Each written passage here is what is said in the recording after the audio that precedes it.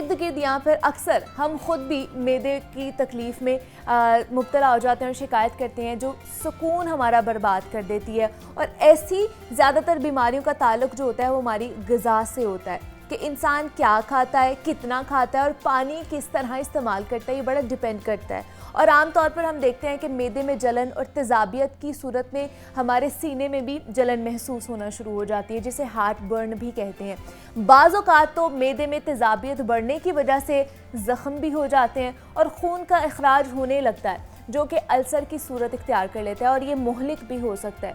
और इसके अलावा हम देखते हैं कब्ज़ है, इंडाइजेशन है, गैस है और बदहज़मी जैसे मसाइल का हम सबको किसी न किसी हद तक सामना करना पड़ता ही है। और कब्ज़ एक ऐसी बीमारी है जिसे 100 बीमारियों की जड़ भी कहा जाता है और इन सब बीमारियों का ताल्लुक हमारी खुराक से जुड़ा हुआ होता है। और अगर खाने पीने में हम एतदाल बरत लें और एहतियात बरती जाए तो सबसे बचा जा सकता है। और इनमें अक्सर बीमारियों का जो इलाज है हम घरेलू टोटकों की मदद से भी मुमकिन बना सकते हैं। तो खाने पीने में कौन कौन सी एहतियाती तदाबीर अपनाकर हम मैदे के मसाइल से बच सकते हैं और अगर इन मसाइल का सामना हो तो फिर कौन कौन सी होम रेमेडीज़ की जा सकती है, इस पर आज हम बात करेंगे। हमारे साथ इस वक्त मौजूद है सना कमर है, क्लिनिकल न्यूट्रिशनिस्ट हैं। सना, आपको खुश आमदीद कहती हूँ जागो लाहौर में। वालेकुम सलाम, कैसी हैं आप? मैं ठीक, अल्हम्दुलिल्लाह। आपका क्या हाल? मैं भी बिल्कुल ठीक ठाक।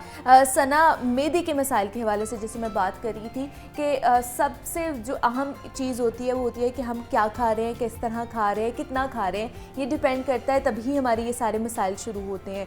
तो अमूमन हमारी कौन कौन सी गलतियाँ होती हैं जिसकी वजह से ये मसाइल बढ़ते ही जाते हैं? मुनीबा, सबसे पहले तो जैसे आपने बदहज़मी का टॉपिक चूज़ किया तो इंडाइजेशन को मैं एक्सप्लेन कर दूंगी। इंडाइजेशन एक तो जो वक्ती तौर पे इंडाइजेशन होती है, जो हमने कुछ गलत खा लिया, फ्राइड कोई आइटम ले ली, हमने पानी कम पिया, उसके हार्ट बर्न के इशू हो गए, हमने जंक ज़्यादा ले लिया, रिफ़ाइंड चीज़ें ज़्यादा खा ली, तो उसकी वजह से होता है। इसको हम वक्ती बदहज़मी या इंडाइजेशन बोल देते हैं। इसके अलावा अगर ये आपको ये एपिसोड्स बार बार हो रही हैं तो फिर इसका कंसर्न आपके कोई, जैसे आपने बोला अल्सर्स या इस तरह के कोई मेजर इश्यूज़ उनके साथ हो सकता है।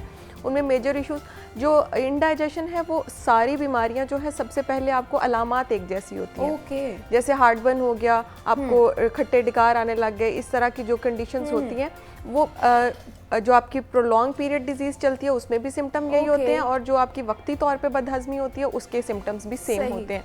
उनको कवर अप करने के लिए अगर तो 1-2 दिन के अंदर आपका जो आपको पता है कि आपने बदहज़मी किया, बहुत ज़्यादा कुछ खा लिया है, कुछ ऐसी चीज़ें खा ली हैं जो आपको सूट नहीं करती थी, वो खा लिया, तो वो हम कवर अप कर लेते हैं। जैसे आपने होम रेमेडीज़ बोला, तो होम रेमेडीज़ के साथ भी उसको कवर कर लेते हैं। कोई मेडिकेशन हम जो हमें पता होती है घर में, उसको यूज़ करके भी उसको कवर अप कर लेते हैं।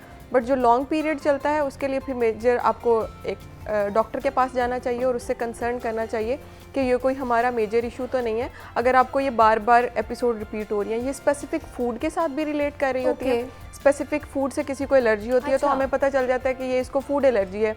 कोई वैसे स्टमक अल्सर्स हैं तो उसका भी कुछ रिपोर्ट्स ऐसी होती हैं, उनसे पता चल जाता है। वक्ती तौर पे जो आपको बदहज़मी होती है उसकी तरफ हम आते हैं। वो ये कि हम फ़ैट वाली चीज़ें जो हैं वो ज़्यादा इस्तेमाल ना करें। आजकल मौसम ऐसा है कि लोगों को बदहज़मी के केसेस बहुत ज़्यादा बढ़ते जा रहे हैं। वो एक तो डिहाइड्रेशन की वजह से हो रहा है, पानी का कम इस्तेमाल है, दूसरा जो हम गैर मियारी चीज़ें इस्तेमाल करते हैं। अब हमने ठंडे मशरूबात भी पीने हैं, गर्मी इतनी ज़्यादा है और हमें जो बर्फ़ की अवेलेबिलिटी की अगर बात की जाए तो हमें नहीं पता वो पानी कौन पानी से बन रही है, किस पानी से बन रही है। ज़्यादातर लोग तो बाहर ही ठेले से मशरूबात पी लेते हैं ना? जी, वो बहुत नुकसानदेह होते हैं और वो फिर आपको जो है बाद में पता चलता है कि ये मेरे लिए नुकसानदेह। इवन गर्मी के अंदर हम रिफ़ाइंड चीज़ें, फॉर एग्जांपल नान का अगर इस्तेमाल ज़्यादा कर लिया नाश्ते में, अपना नाश्ता थोड़ा लाइट रखें गर्मी के मौसम में, क्योंकि हमारा जो है मशरूबात चीनी वाले जो हैं उनसे बहुत ज़्यादा आपको परहेज़ करना चाहिए, जिसमें आपके सारे मशरूबात आ जाते हैं। उसकी जगह अगर फ्रूट के कोई भी आप स्मूदीज़ वगैरह का इस्तेमाल कर लें, फ्रूट जूसेस का इस्तेमाल कर लें, तो वो हमारे लिए ज़्यादा मुफीद होगा। फिर आपने बात की कॉन्स्टिपेशन की कि लोगों को बहुत ज़्यादा इंडाइजेशन में कॉन्स्टिपेशन का इशू भी रहता है।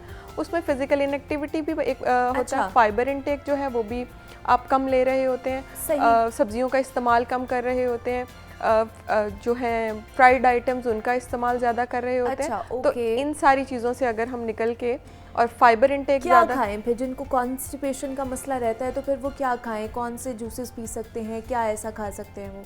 होम रेमेडी में ये है कि वो फाइबर वाली चीज़ें खाएं और इसबगोल हस्क ले सकते हैं, चिया सीड्स ले सकते हैं, तुखमलंगा ले सकते हैं। ये सारी चीज़ें अगर वो पानी, सादा पानी में मिक्स करके इस्तेमाल करें तो इनमें भी फाइबर ज़्यादा होता है।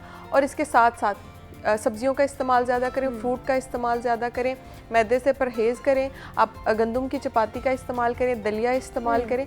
इन चीज़ों से आप क्वांटिटी देख के और फिर आप खाएंगे तो वो आपको जो है ना उससे फ़ायदा मिलेगा। और फिज़िकल एक्टिविटी, आप सारा दिन बैठे रहते हैं, फिजिकल एक्टिविटी नहीं होती तो ये भी कॉन्स्टिपेशन का एक कॉज होती है। अगर आप वॉक कर लें तो आपकी बोल मूवमेंट जो है वो थोड़ी अच्छी हो जाती है और फिर वो आपको हेल्प आउट करता है। मतलब ज़रूरी नहीं है कि सिर्फ आप अपने डाइट को ही ठीक रखें, आप अपनी एक्टिविटी, फिजिकल एक्टिविटी को भी सही रखेंगे। कुछ लोग फाइबर इनटेक सब कुछ कर रहे होते हैं लेकिन उनका मसला होता है, फिर उनको ये इशू होता है तो उसके साथ फिर ये रिलेट करता है कि उनकी फिजिकल एक्टिविटी बहुत कम होती है। सही। तो वो अपनी फिजिकल इनएक्टिविटी को ख़त्म करें तो फिर वो ठीक हो सकते हैं। ये प्रॉब्लम जो है थोड़ा बहुत सही हो सकता है। दूसरा इंडाइजेशन की जैसे हम बात कर रहे थे सना, बहुत से लोग हैं कि सुबह के टाइम उन्होंने पराठा खाना है उठ के नाश्ते में, तो क्या इस वजह से भी इंडाइजेशन का प्रॉब्लम हो जाता है? अगर गर्मियों की बात की जाए, सर्दियों में तो चलो ठीक है, गर्मियों की अगर बात की जाए खा सकते हैं पराठा। मैं खुद डेली पराठा खाती हूँ तो इसमें कोई ऐसी प्रॉब्लम नहीं है।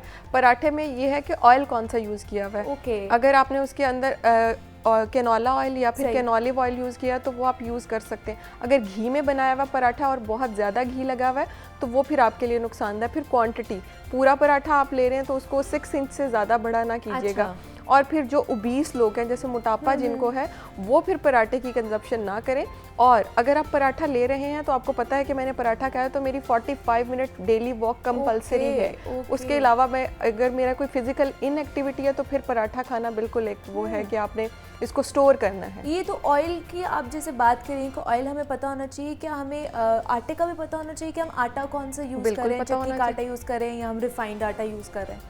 रिफाइन आटा तो बिल्कुल भी मैं कभी भी रिकमेंड नहीं करती कि रिफाइन आटा वो कन्वर्ट हो जाता है फैट में। हमें उस टाइम पे जो एनर्जी चाहिए होती है, बस एनर्जी को पूरा करता है, बॉडी को कोई भी न्यूट्रिएंट प्रोवाइड नहीं करता। तो बॉडी को नरिशमेंट के लिए न्यूट्रिएंट की ज़रूरत होती है। तो फिर आटे का इस्तेमाल भी रिफाइन नहीं करना चाहिए। आपको गंदम का आटा हर जगह अवेलेबल है, वो इस्तेमाल करें चक्की से लेके। सही। कुछ आटे ऐसे भी होते हैं जिसमें मिक्स किए होते हैं, ब्राउन फाइबर ज़्यादा होता है, तो वो भी आप इस्तेमाल कर सकते हैं। दलिया भी आप इस्तेमाल कर सकते हैं। मेन कंसर्न हमारा ये है कि हमने अपनी कार्बोहाइड्रेट की रिक्वायरमेंट को पूरा करना है। कुछ लोग थोड़ा फैंसी अगर ब्रेकफास्ट करते हैं तो ग्रेनुला का इस्तेमाल भी कर लेते हैं। सही। वो भी मार्केट में अवेलेबल है। आप एक कार्बोहाइड्रेट को रिप्लेस करने के लिए कीनुआ का इस्तेमाल भी कर सकते हैं। आप लोगों को कीनुआ का इतनी अभी अवेयरनेस नहीं है, बट कीनुआ भी हमारा 4 to 5 टेबल स्पून अगर आप ले रहे हैं, किसी सैलेड में ले रहे हैं, बॉयल करके दही के अंदर इस्तेमाल कर रहे हैं, तो वो भी कार्बोहाइड्रेट की रिक्वायरमेंट पूरी कर सकता है। डिपेंड करता है कि लोग किस तरह के इन्वायरमेंट में रह रहे हैं। ये मैंने सबके लिए बता दिया। फिर उसमें ऑप्शन है आपके पास, आप कुछ भी खा के अपनी कार्बोहाइड्रेट की रिक्वायरमेंट को पूरा कर सकते हैं। लेकिन वो पता होना चाहिए ना कि कितनी हमें रिक्वायर्ड है कार्बोहाइड्रेट्स। बिल्कुल। अगर चपाती का गंदम की चपाती का इस्तेमाल करें तो 6 इंच इस्तेमाल करें। ब्रेड अगर मल्टीग्रेन ले रहे हैं तो 2 स्लाइसेस इस्तेमाल करें। कीनुआ ले रहे हैं तो 3 to 5 टेबल स्पून आपके बॉइल्ड ले लें। दलिया ले रहे हैं तो 3 to 4 टेबल स्पून आप उसको बॉइल्ड फॉर्म में ले लें।